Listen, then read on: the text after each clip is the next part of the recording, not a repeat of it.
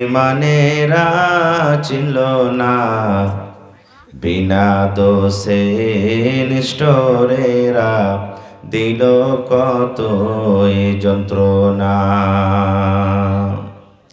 শত শত কাফের ছিল, শত শত বেঈমান ছিল, নবীজি ছিলেন একজনা। সবাই বলে মারো পাথর, কেউ তো নিষেধ করলো না। সবাই বলে মারো পাথর, কেউ তো মানা করলো না। এত পাথর মারলো সেই দিন তয়েফ দেশের বেদিনে। এত পাথর মারলো সেই দিন তয়েফ দেশের বেদিনে। আঘাত খায়ে দয়ার নবীজি পড়েছিলেন জমিনে। বেহুশ হইয়া দয়ার নবীজি পড়েছিলেন জমিনে। গায়ে যত কাপড় ছিল, গায়ে যত কাপড় ছিল, রঙিন হইল রক্ততে। কত রক্ত জমেছিল দয়ার নবীর জুতাতে। কত রক্ত জমেছিল দয়ার নবীর জুতাতে। রক্ত দেখা দয়ার নবীজি দিলে কোনো পারওয়া করলেন না। দুঃখে দুঃখে দিন কাটালেন, সুখের চিন্তা করলেন না। দুঃখে দুঃখে দিন কাটালেন, সুখের চিন্তা করলেন না। হায়রে আল্লাহ হায়রে খোদা, কেমন করে কি করব দয়ার নবীর দিনের ওপর কেমন করে চলিব। নারে তাকবীর। আজকে জলসার যোগ্যতময় শ্রদ্ধেয় সভাপতি সাহেব, উপস্থিত উলামায়ে কেরাম, সামনে বসে থাকা ইসলাম দরদি দিন দরদি ভাই ও বাবাজিরা, পর্দানাসীন মায়েরা খালারা, সমস্ত তারিফ ও গুণগান সেই মহান আল্লাহ তাবারক ওয়া তাআলার জন্য, যে মহান আল্লাহ তাবারক ওয়া তাআলা এই ঠান্ডার মৌসুমে শীতের রাত্রি আমার শেখে মোহতারাম উসমান মাদানী হাফেজাহুল্লাহ বানাতের প্রাঙ্গণে একত্রিত হয়ে বসে কিছু বলার ও শোনার তৌফিক দিয়েছেন। তাই আমরা আল্লাহ তাবারক ওয়া তাআলার প্রশংসা করি, অন্তর থেকে মহব্বতের সাথে সকলেই একটু মুখ খুলে জোর করে পড়েন আলহামদুলিল্লাহ। তারপর আমাদের শেষ নবী হযরত মুহাম্মদুর রাসূলুল্লাহ পড়েন সাল্লাল্লাহু আলাইহি ওয়াসাল্লামের পর অগণন দারুদ শরীফ শান্তির ধারা বর্ষিত হোক, আমিন। আল্লাহুম্মা সাল্লি আলাইহি আল্লাহুম্মা বারিক আলাইহি। ভাই মুসলমান, এত ঠান্ডাতে আপনারা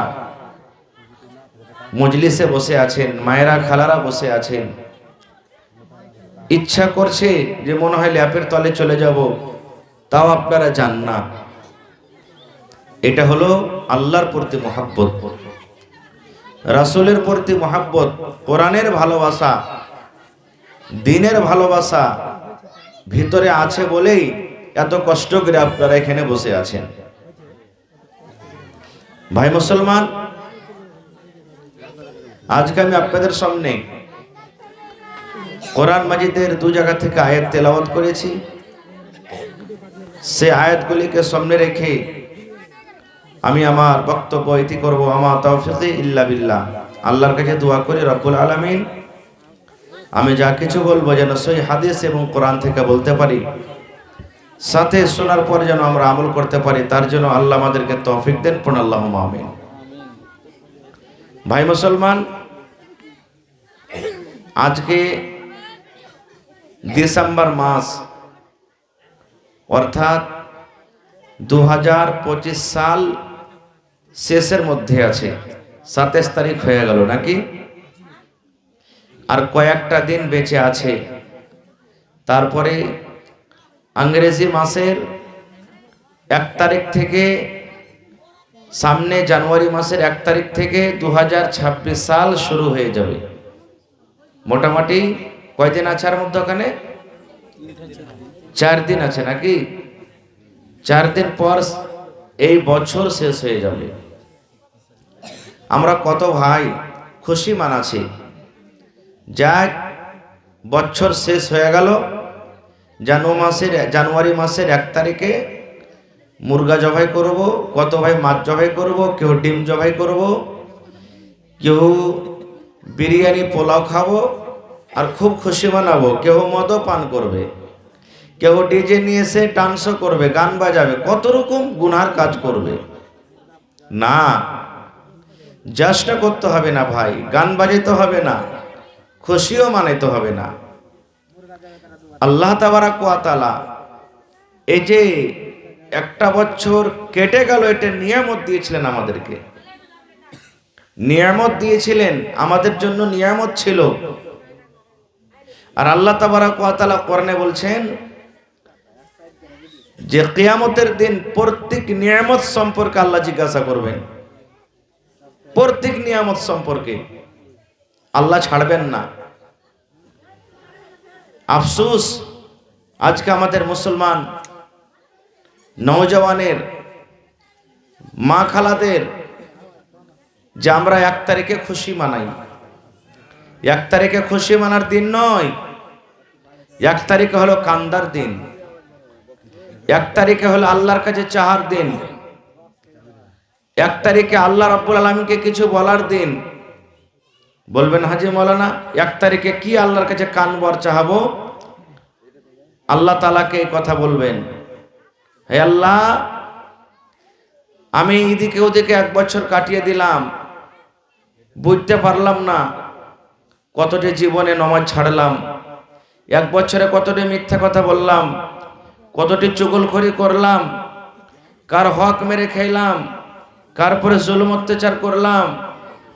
আল্লাহ, এই 1 বছরকার ভিতরে কত তোমার নাফরমান এমনই কাজ করলাম যাতে তুমি নারাজ হয়ে যাবে, তোমার নবী নারাজ হয়ে যাবে। আল্লাহ জি, তোমার নাম হলো গফফার, তুমি মাফ করনে ওয়ালা।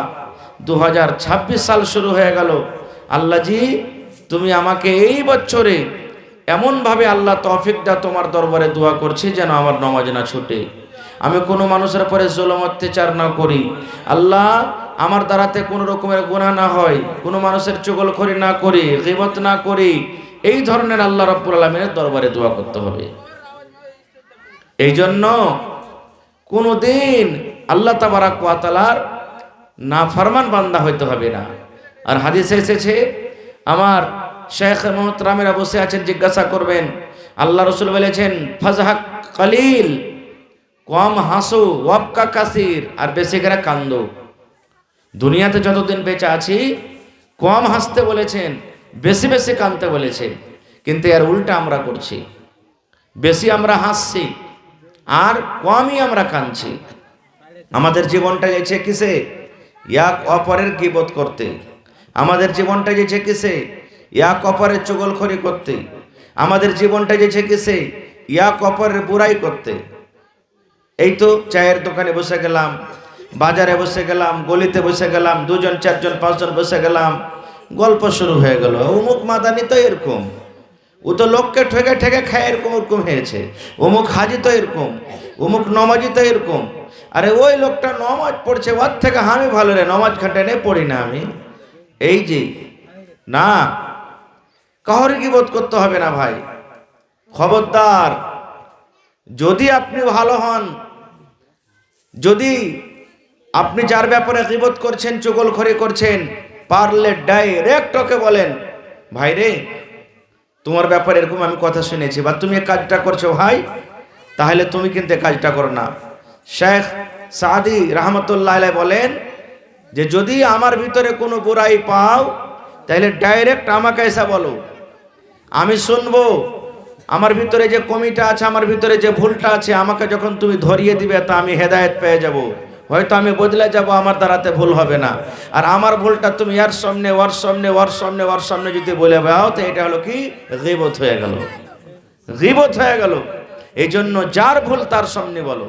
কত মা খালা এমন আছে জানেন, সুবহানাল্লাহ, কত মা খালা, তাহলে সব মালা নাই, মা খালা নাই, কত মা খালা, 4 জন 5 জন বহিনেরা এক জায়গাতে বসে যাবে, 4টা 5টা যা মিলে, এই বাড়ির একটা বহু, ওই বাড়ির একটা বহু, ওই বাড়ির একটা বহু, 3টে 4টে বহু মিলে এক জায়গাতে বসবে। আর যত দুনিয়াতে শাশুড়ি আছে কাউকে ভালো কইবে না, হয়েছে না, হয় না? আমার শাশুড়ি এরকম রে বুবু, আমার শাশুড়ি ওরকম, ও বলবে আমার শাশুড়ি এরকম, বউ বলবে আমার শাশুড়ি ওরকম, মানে কথাতে কথাতে সবারই কথা শেষ। এটা বোঝা গেল যে শাশুড়ি একটা দুনিয়াতে ভালো নেই। আর যত শাশুড়ি দুনিয়াতে আছে ওরা যখন 5-7 বাড়ির এক জায়গাতে মিলবে তখন কাহারি বহু একটা ভালো লাগে। ও কইবে যে হার বহুটা এরকম, ও বলবে আমার এরকম বহু, ও বলবে আমার একটা বহু এরকম, মানে বহু কাহারি ভালো লাগে। এই 2 ঘন্টা গল্প করার পরও, গুজব করার পরও, চুগলখড়ি করার পরও শেষের বেলাতে তখন কইবে বহুরে বুবুরে 2 ঘন্টা তো হয়ে গেল, বাড়ির গল্প শেষ হলো না, আর একদিন বসে তখন কাহি করবো, মানে 2 ঘন্টা তো জি করলো না। হয়েছে না, হয় না? ভাই মুসলমান, আল্লাহ তাবারাক ওয়া তাআলা জিভে দিয়েছে, মুখ দিয়েছে, এটা আল্লাহর একটা বড় নিয়ামত। এই মুখ দিয়ে গীবত করতে হবে না, চুগলখড়ি করতে হবে না, দুনিয়া ধ্বংস হয়ে যাবে। একটা হাদিসের কথা বলি, সুবহানাল্লাহ, আল্লাহর নবী মুহাম্মদ সাল্লাল্লাহু আলাইহি সাল্লাম একদিন বসে আছেন, নবীর পাঞ্জরে, নবীর সব থেকে প্রিয়, প্রিয় তো সব বিবি ভালোবাসা, নবীজি কহকে আদর করতে বেশি করেননি। আর উম্মতকে বলেছেন তোমাদের যদি 1 থেকে বেশি কহরের বিবি হয়, 2টা 3টে 4টে হয়, তো রাসূল বলেছেন বরাবর করে হক তালাশ করো, মহব্বত করো, আদর করো, ভালোবাসা দাও। কারণ একটাকে ভালোবাসো আর আরেকটাকে না বাসো, একটাকে ভালো মন্দ খেতে দাও আর একটাকে না দাও, একটাকে সাথে মহব্বত করো আর একটার সাথে না করো, একটাকে ভালো ভালো কাপড় দাও আর একটাকে না দাও, তাহলে কিয়ামতের দিন তোমার কোমরখানা টেঁড়া হয়ে যাবে। আর আল্লাহ তাআলার সামনে কিয়ামতের দিন সব মানুষ দেখবে যে দেখো এই লোকটার 1টা থেকে বেশি স্ত্রী ছিল, একটাকে ভালোবেসেছে একটাকে বাসেনি, যার কারণে অবস্থা এরকম। দেখো তো নবীজি বসে আছেন, নবীর পাঞ্জরে কে বসে আছেন? আর একজন স্ত্রী মা আয়েশা রাদিয়াল্লাহু তাআলা আনহা গল্প সল্প করছেন। আর নবীজির আর একটা স্ত্রী, ওর নাম হলো সাফিয়া রাদিয়াল্লাহু তাআলা আনহা, নবীর কাছে চলে আসছেন কোন দরকারে। স্বামী যখন নবীজি তার শাওহার, তার হাজবেন্ড, তার স্বামী, কোন বিবি যেতে পারেন কোন দরকার হিসাবে। মা আয়েশা খালি একটু নবীকে ইশারা করে বলছেন, নবীজি হ্যাঁ দেখেন, এই তে আপনার স্ত্রী নাটিকে দেখেন, নাটিকে দেখেন, মানে সাইজে একটু নাটি ছিলেন, খাটো ছিলেন, কে? সাফিয়া রাদিয়াল্লাহু তাআলা আনহা। তো মা আয়েশা শুধু এই কথাটা বলছেন, নবীজি দেখেন আপনার স্ত্রীকে, দেখেন না, এই নাটিকে দেখেন, ইশারা করে শুধু বলছেন। আজকে আমরা কথাতে কথাতে বলি না, যদি কোনো মানুষ একটু লম্বা হয়, এই লম্বু ভাই শোনো, যারা নাটি কি হয়, নাটি নাটি বাটি, এরকম ভাবে বিভিন্ন রকম আমরা কথা বলি। কোনো মানুষকে যদি ল্যাংড়া হয়, বিকলাঙ্গ হয়, ডাইরেক্ট হবে ল্যাংড়া কোনে ঝিলবে, কানাকে কানা বলে দিব না, এগুলা বলতে হবে না। যার ভিতরে যেটা আইব আছে, আইব বলতে মানে আসলই আছে, যেমন ল্যাংড়া, কানা, চোর, হ্যাঁ, এ ধরনের যদি ডাইরেক্ট ওকে বলেন তো খারাপ মনে করবে, ওকে কষ্ট পাবে, তো ওই ভাষা দিয়ে তাকে ডাকতে হবে না কো। তো নাবিজির সামনে শুধু বললেন, নাবিজি দেখেন আপনার স্ত্রী সাফিয়াকে দেখেন, নাটিকে দেখেন, আপনার কাছে চলে আসছে। শুধু এই কথাটা বলা মাত্র নাবিজির চোখ, আপনারা বেদনার দানা দেখেছেন, দানার মতন লাল হয়ে গেল, রাগে লাল হয়ে গেল। আপনারা বলবেন এ কথাটা তো ফের লাল হওয়ার কথা কি? নাবিজি কি বলছেন জানেন? এত পিয়ারি বিবি, সুবহানাল্লাহ, সে বিবিকে বলছেন, আয়েশা তুমি একটা লোককে নাটি বলেছো, তুমি একটা লোককে পাঠি বলেছো রে আয়েশা। নাটি এবং পাঠি কথাটা আল্লাহ রাব্বুল আলামিনের দরবারে এত খারাপ। পাঠি এবং নাটি কথাটা আল্লাহকে এত অপছন্দ, আল্লাহ রাব্বুল আমিনের দরবারে এত খারাপ।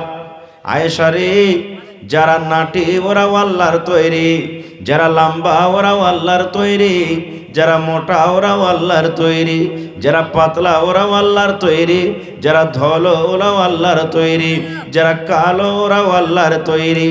আয়েশা রে, তুমি একটা লোককে নাটা এবং বাঠা বলেছ রে বিবি, এই কথাটা আল্লাহর কাছে এত খারাপ, এত খারাপ।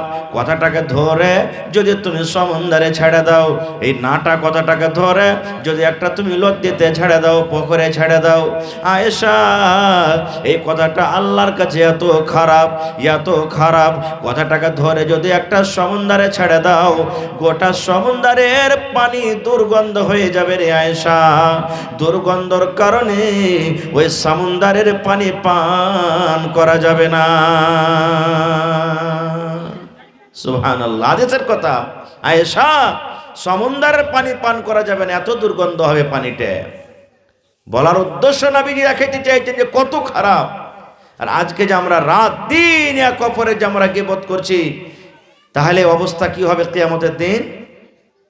জানতে পারছেন ভাই? আল্লাহর নবী মুহাম্মদ সাল্লাল্লাহু আলাইহি সাল্লাম রাস্তা দিয়ে একদিন হেঁটে চলে যাচ্ছেন, মানে সওয়ারির উপরে, সওয়ারি হয় গাধা হোক কিংবা ঘোড়া হোক, সওয়ারির পরে সওয়ারি হয়ে চলে যাচ্ছেন।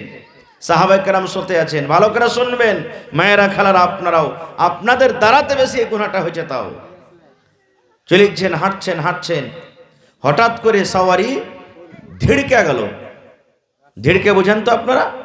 মনে হয় ফেলে দিবে নবীজিকে, এরকম ঝিড়কে গেল। নবীজি নামলেন, নামা পর দেখছে ওখানে কয়েকটা কবর আছে। কি আছে? কবর আছে। সাহাবায়ে কেরামকে বলছেন, হ্যাঁ গো, এই কবরগুলোকে তোমরা জানো? বলছে, জি নবীজি জানি। এবার নবীজিকে বলছেন, দেখেন এরে আমার সাহাবীরা,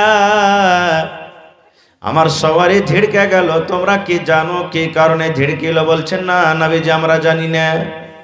নবী আমার বললেন, এই কবরের ভিতরে আযাব হয়, কবরের ভিতরে শাস্তি হয়।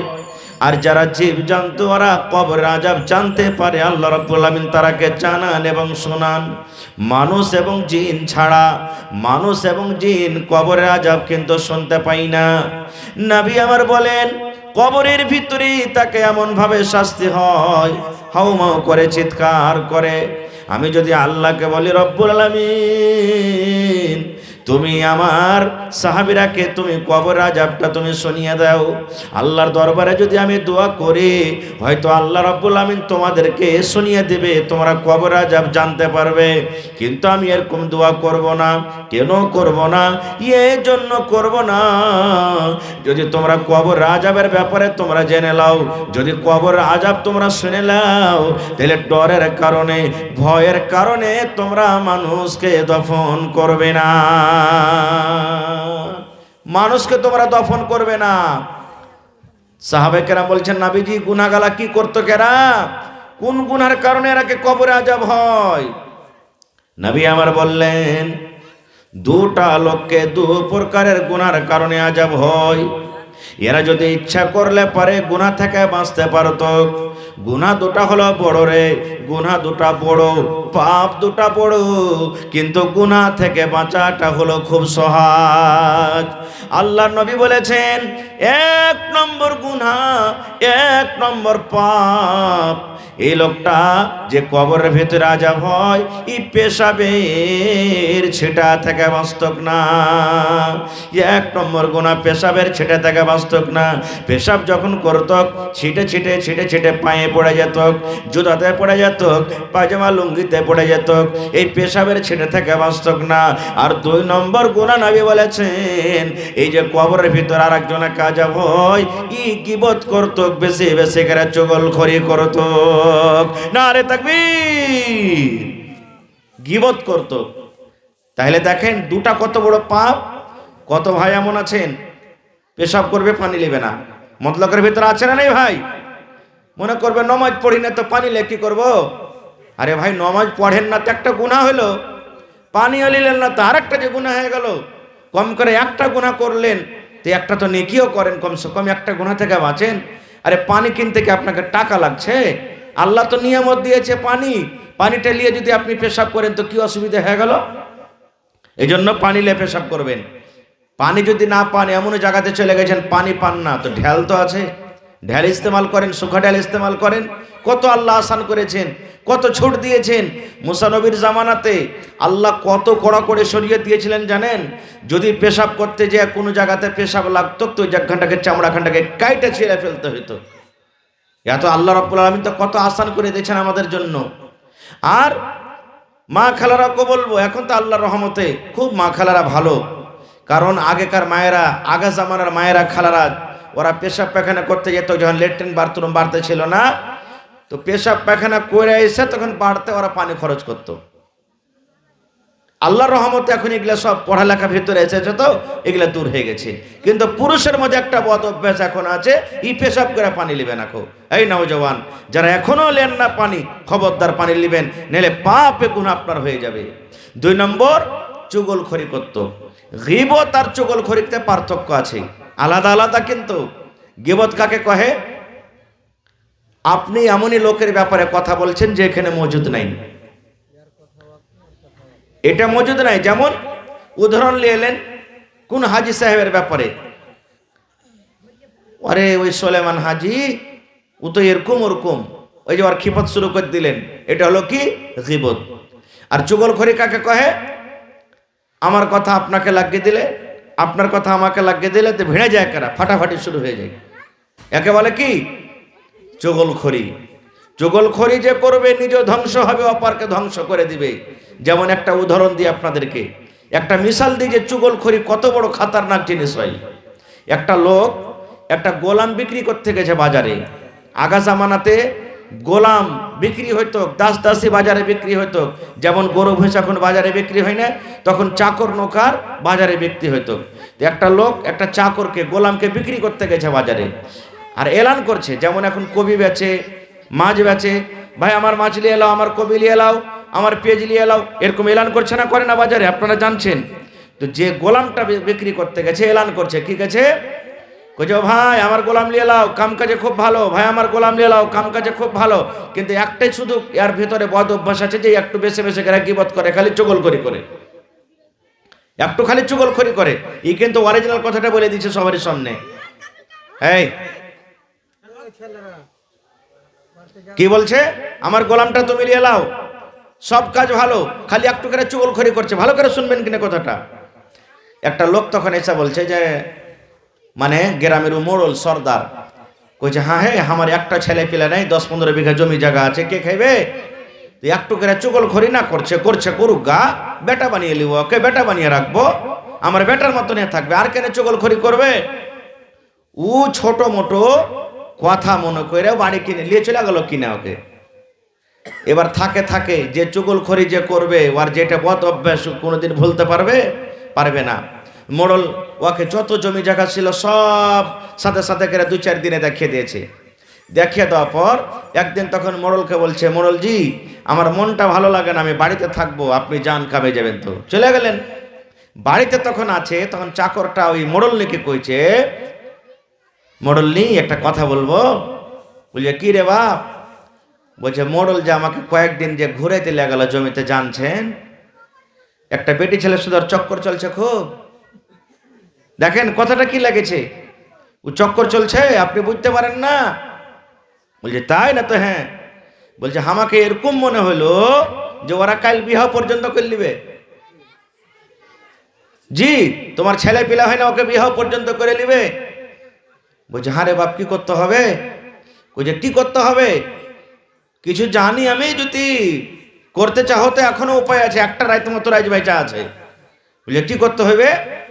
বলছে যখন রাইতে মোড়ল শুধবে, নিন চলবে, তখন তুমি চাকু দিয়ে হোক, যা পাথর দিয়ে হোক, যা কোনো জিনিস দিয়ে হোক, ওর একটা দাড়ি গালা কাইটা আমাকে দিও, তোমাকে একটা তাবিজ বানিয়ে দিব, ওর দেমাগ কিন্তু ঘুরে যাবে মোড়লের, আর ওগুলো সব ভুলে যাবে।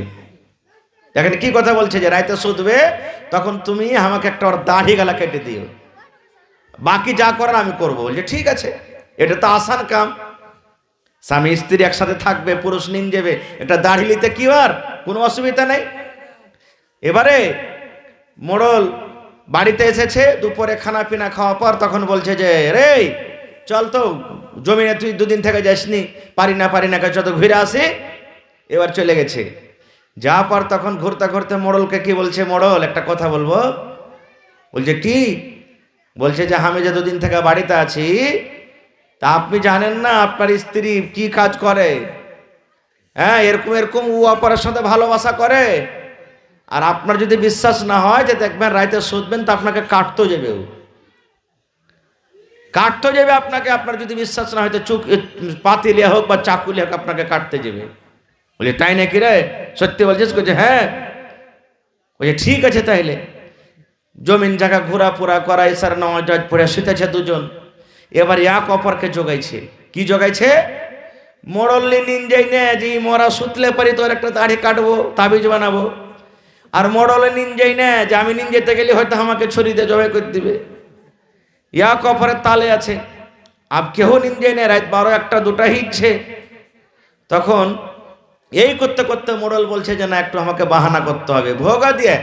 মোড়ল এই পেঁয়াজ মানুষ বুঝতে পারবে, যারা মোড়ল কত কষ্ট করে ওরা মুজরিমের মুখ দিয়ে কথা উগলাছে তা ওরাই জানছে। ভোগা দিয়ে একটু চোখখানটা খালি বন্ধ করেছে, এমনি নাক ডাকালছে। আর মোড়ল মনে করছে যে ই বোন হয় শুইতে গেছে। এখন চাকুখানটাকে বাহির করে আবার দাড়ি কাটতে যাবে, আর গপ করে হাতখানটা ধরে নিয়ে বলছে যে আমার চাকর তো ঠিকই বলেছে, ই শয়তান তো আমাকে মানে কি যে মারতে যাচ্ছিল, চাকুখানটাকে নিয়ে ওর পেটে দিলে ভরে শেষ। এবারে ওর বাপ ভাইরা জানতে পেরেছে মোড়লের যে আমারকে বহিনকে বা বেটিকে মেরে দিয়েছে, ওরা সকালে এসে দিলে মোড়লকে মেরে। দেখেন গীবত কি জিনিস, ধ্বংস হলো না দুজন। সমাজে ঠিক এরকমই হয়েছে ভাই।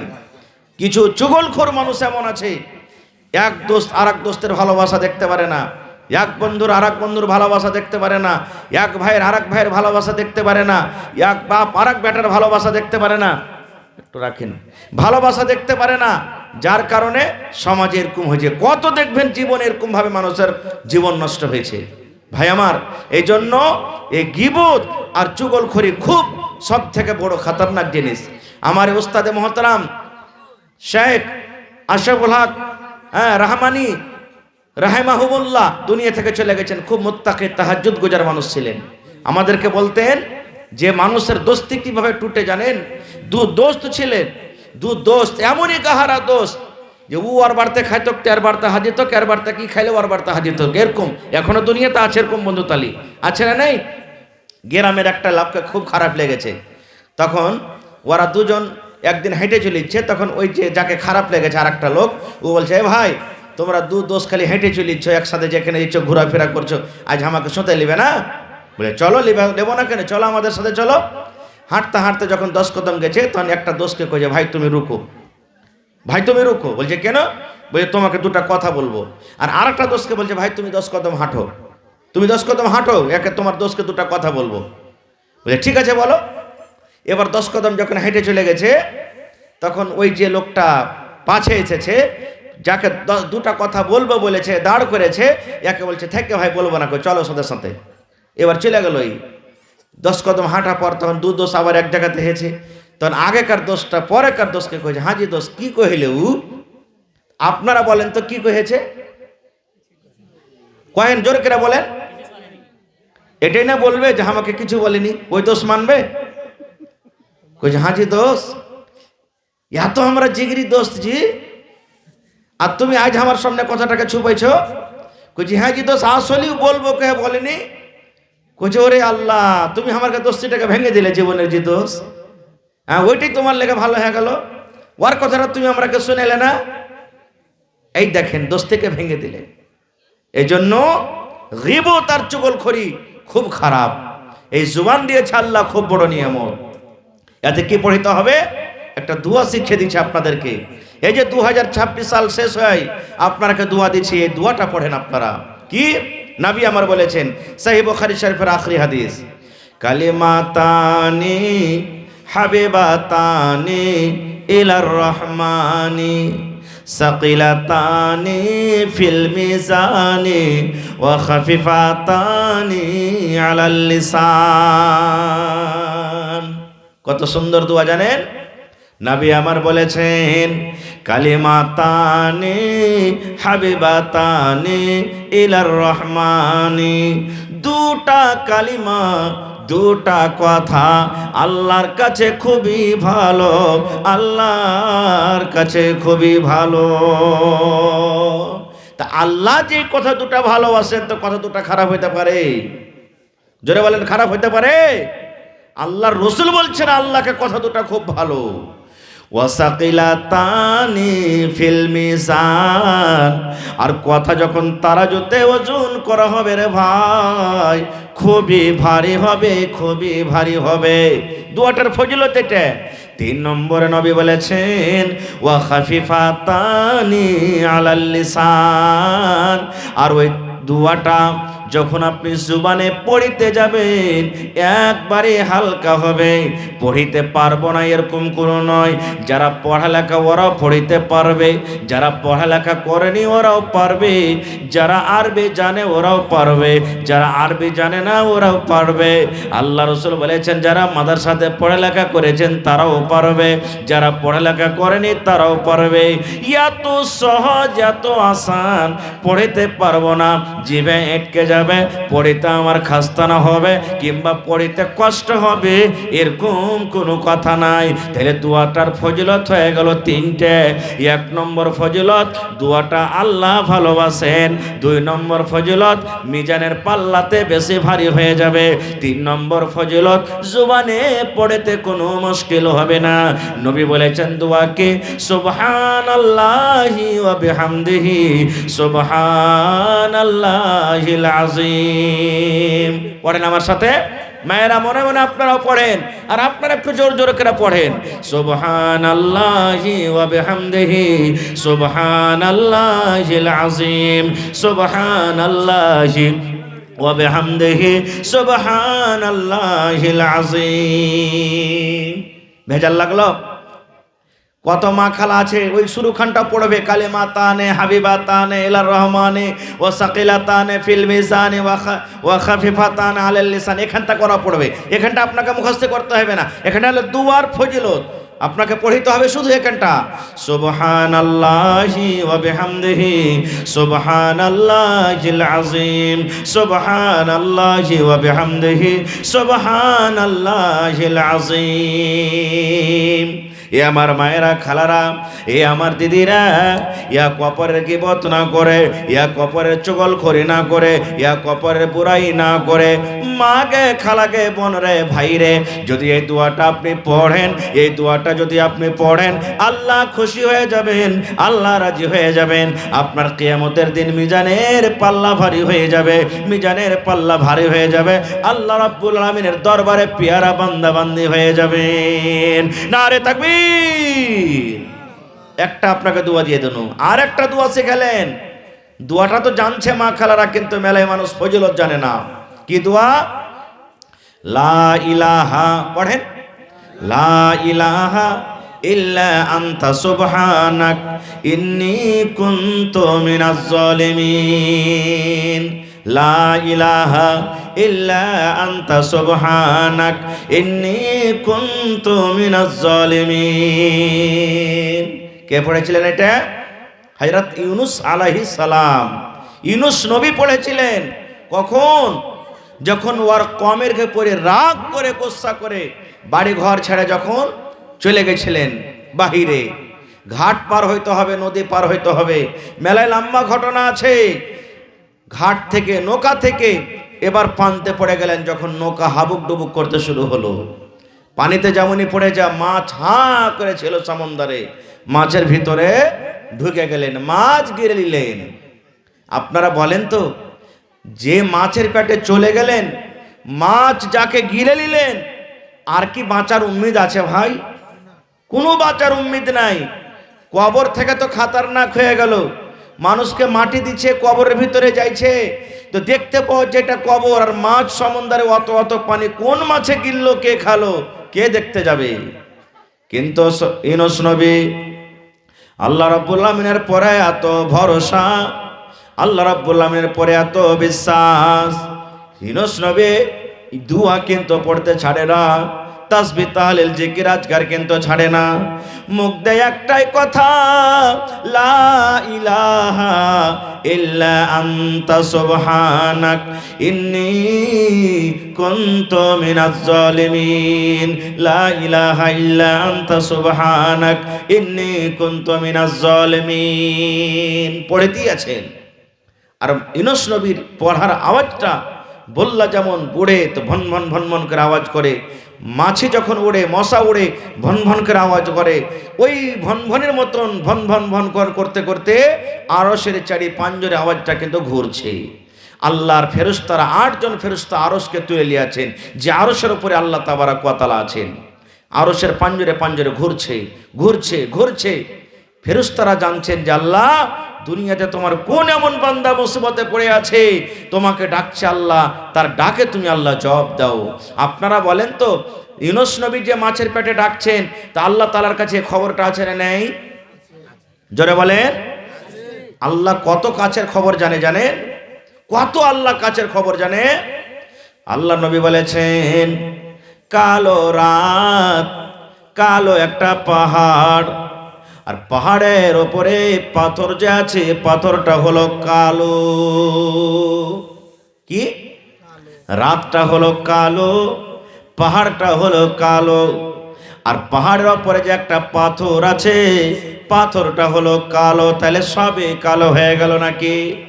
নবী বলেছেন, কালো রাত, কালো পাথর, পাহাড়ের ওপরে পাথর আছে, পাথরটা হলো কালো, পাহাড়ও কালো, রাতটা হলো গুটগুটা কালো। এরকম রাতের বেলাতে যদি একটা সাপ পাথরের ওপর দিয়ে হেঁটে চলে যায়, আল্লাহ রাব্বুল আলামিন বলেন, বান্দারে আমি 7 আকাশের ওপরে আরশ থেকে আমি আল্লাহ তাআলা ওই সাপটা যে চলে পাহাড়ের ওপরে পাথরের ওপরে, আমি আল্লাহ সাপটাকে দেখতে পাই, এবং কত জোরে জোরে চলে, ওর পায়ের আওয়াজ পর্যন্ত আমি আল্লাহ জানতে পারি। কম্পিউটার যদি লাগিয়ে দেন তো সাপ যে চলে ওর পায়ের আওয়াজ কম্পিউটার পর্যন্ত ফেলে যাবে। আল্লাহ বলছে আমি শুনতে পারি। তাহলে ইউনূস নবী যে মাছের পেটে আল্লাহকে ডাকছেন, তো আল্লাহ তার কথা জানে না? জানে, জানে। আল্লাহ রাব্বুল আমিন দুনিয়ার মানুষকে এটাই মেসেজ দিতে চাই, রে মানুষ, আমার নবী ইউনূস যেমন মাছের পেটে পড়ে পড়ে এত বড় মুসিবতে আছে, তাও আমাকে ডাকে, আমার কাছে মদদ চাহি। মানুষ রে, তোমরা আমার কাছে মুসিবতে পড়তে গেলে মদদ চাও, আমি আল্লাহ তোমাদেরকে উদ্ধার করব, আমি আল্লাহ উদ্ধার করব। যেমন যেমন দিন গেল তেমন তেমন ইউনূস নবীর মাছের পেটে আওয়াজটা ধিমিয়ে গেল। কেউ বলছে 19 দিন, কেউ বলছে 40 দিন, কেউ বলছে 20 দিন, কেউ বলছে 15 দিন, কেউ বলছে 1 মাস। কতদিন হলো সহি খবর আল্লাহর কাছে জানে। মাছের পেটে থাকলেন, এবারে মনে হয় আওয়াজ আসবে না। ইউনূস নবীর আওয়াজটা দুর্বল হয়ে গেল, কমজোর হয়ে গেল। আল্লাহ রাব্বুল আলামিন আরশ থেকে মাছকে বলেন, আই মাছ, তুমি কাকে খেয়েছো রে? তুমি কি জানো? তুমি আমার একজন নবীকে গিলেছো, তুমি আমার একজন নবীকে খেয়েছো। মাছ, এই মাছ তুমি আমার নবীকে হজম করতে পারবে না। মাছ হজম করতে পারে না, একবার বেশি পানিতে চলে যায়, একবার কিনারাতে চলে যায়। মাছ শুধু ছটপট করে, ইউনূস নবীকে হজম করতে পারে না। আর ইউনূস নবী মাছের পেটে দোয়া পড়ে চলে যান, লা ইলাহা ইল্লা আনতা সুবহানাক ইন্নী কুনতু মিনাজ জালিমিন, এই পড়িতে আছেন। এবার আল্লাহ রাব্বুল আমিন মাছকে বলছেন, মাছ রে, তুমি সমুদ্রের কিনারাতে চলে যাও, তুমি ঘাটের কিনারাতে চলে যাও, সমুদ্রের কিনারাতে তুমি চলে যাও। আর যাওয়ার পর আমার নবী ইউনূসকে তুমি উগলিয়ে দাও। মাছ উগলে দিলে নবী আমার বলেছেন, তুমি কষ্টতে পড়ে গেছো, তুমি মুসিবতে পড়ে গেছো, তুমি পেরেশানিতে পড়ে গেছো, তুমি মাঝে মাঝে এই দোয়াটাকে পড়ো, লা ইলাহা ইল্লা আনতা সুবহানাক ইন্নী কুনতু মিনাজ জালিমিন। যতবার পড়বেন পড়েন, ইয়ার কোনো টাইম টেবিল নাই পড়ার। জালসা শুনে বাড়ি যাবেন, পড়িতে পড়িতে চলে যান। আপনার বিছানে শুতে যাবেন, 2-4 বার পড়েলেন। ওযু করে মসজিদে দিকে যাবেন, পড়িতে পড়িতে চলে যান। মসজিদে এখন সুন্নাত পড়ে বসে আছেন, বসে বসে পড়েছেন, কোনো মানা নাই। এই ভাই মুসলমান, মায়েরা খালারা বাড়িতে ভাত রান্না করে, মাঝে মাঝে পড়ে নিলেন। বাচ্চাকে দুধ পান করাই, মাঝে মাঝে পড়ে নিলেন। আগ্নে গলি ঝাড় দেয়, মাঝে মাঝে পড়ে নিলেন। রাস্তা পেয়ে আরো হাঁটে কোনো কাম করে, পড়ে নিলেন। বন্ধুরা, জীবনে কোনো মানুষের গীবত, কোনো মানুষের চুগলখড়ি করার থেকে যদি আপনি এই সমস্ত জিকির আজকার, এই সমস্ত তাসবিহ তাহলিল পড়েন, তাহলে আল্লাহ রাব্বুল আমিন আপনার পরে খুশি হয়ে যাবেন। হবে না? হবে না? হয়ে যাবেন ভাই মুসলমান। তবে জিহ্বাটা হলো কি আল্লাহ রাব্বুল আমিন বড় একটা নিয়ামত। এবার বলবেন মৌলানা, নিয়ামত আল্লাহর আছে কত? আল্লাহ কত নিয়ামত আমাদেরকে দিয়েছেন? আল্লাহ তাআলা কোরআনে অন্য জায়গাতে বলছেন, ওয়া ইন তাউদ্দু নিয়ামাতাল্লাহি লা তুহসুহা। আল্লাহ রাব্বুল আমিন এত নিয়ামত মানুষকে দান করেছেন, এত নিয়ামত দান করেছেন। আল্লাহ বলেন, দুনিয়ার মানুষ রে, খাতা কলম নিয়ে যদি তোমরা আমার নিয়ামতকে তোমরা লিখতে লাগো, খাতা কলম নিয়ে যদি আমার নিয়ামতকে তোমরা গিনতি করো, আল্লাহ বলেন বান্দারে, আমার নিয়ামত লেখে তোমরা শেষ করতে পারবে না। যারা বৈজ্ঞানিক তারা কি বলছেন জানেন? যারা সায়েন্সদাতা তারা বলছেন দুনিয়াকে 3 ভাগে ভাগ করা হয়েছে। কয় ভাগে ভাই? 3 ভাগে। 3 ভাগের মধ্যে 2 ভাগ শুধু পানি আছে দুনিয়াতে, জল, আর 1 ভাগ মাত্র শুখা আছে। তো শুখার মধ্যে ছোট ছোট নদী, খাল, বিল, পুকুর, নদী যত দেখছেন এই 1 ভাগের মধ্যেই আছে। তাহলে দুনিয়াতে পানির মাত্রা বেশি হলো না শুখার মাত্রা? পানির মাত্রা। এবার বলছেন সুবহানাল্লাহ, আল্লাহ রাব্বুল আলামিন বলেন, নবীজি বলেছেন, দুনিয়াতে যত পানি আছে সমস্ত পানিকে তুমি যদি রং করে দাও রে বান্দা, তুমি রং করে দাও। আগেকার মানুষ যারা বুড়া মানুষ আছেন, বুজুর্গ মানুষ আছেন, এরকম কলম ছিল না বলওয়ালা, যেগুলা মানুষ বিহা সাথে রং মাখে না, রংগুলাকে গুইলে পাটখড়ি কিংবা কমচির কলম করে একটু করে ডুবাইতো কার লিখতো, একটু করে ডুবাইতো কার লিখতো নাকি? আপনারা দেখেননি, যখন নওজওয়ান আছে, আমার বয়স্ক যারা বাপজি বয়স আছেন তারা জানে, লিখেছেন। আল্লাহ রাব্বুল আলামিন বলেন, দুনিয়ার মানুষ রে, দুনিয়াতে যত পানি আছে রে বান্দা, সমস্ত পানিকে যদি তুমি রং করো, রং করে দাও রে বান্দা। আর দুনিয়াতে যত গাছ গাছালি আছে রে বান্দা, সমস্ত গাছকে কেটে কেটে তুমি যদি কলম করে নাও। আল্লাহ বলেন, দুনিয়ার মানুষ রে, দুনিয়ার সমস্ত পানিকে তুমি যদি রং করে দাও রে বান্দা, তুমি যদি রং করে দাও, আর সমস্ত গাছ গাছালি দুনিয়াতে যত আছে কেটে কেটে কেটে কেটে তুমি কলম করে দাও। আর তারপরে আল্লাহ বলেন, আমার যদি তোমরা আমার নিয়ামত লেখতে যদি তোমরা শুরু করে দাও, আল্লাহ বলেন, দুনিয়ার মানুষরে, দুনিয়ার সমস্ত পানি যত আছে রং করে শেষ হয়ে যাবে রে বান্দা। দুনিয়ার যত গাছ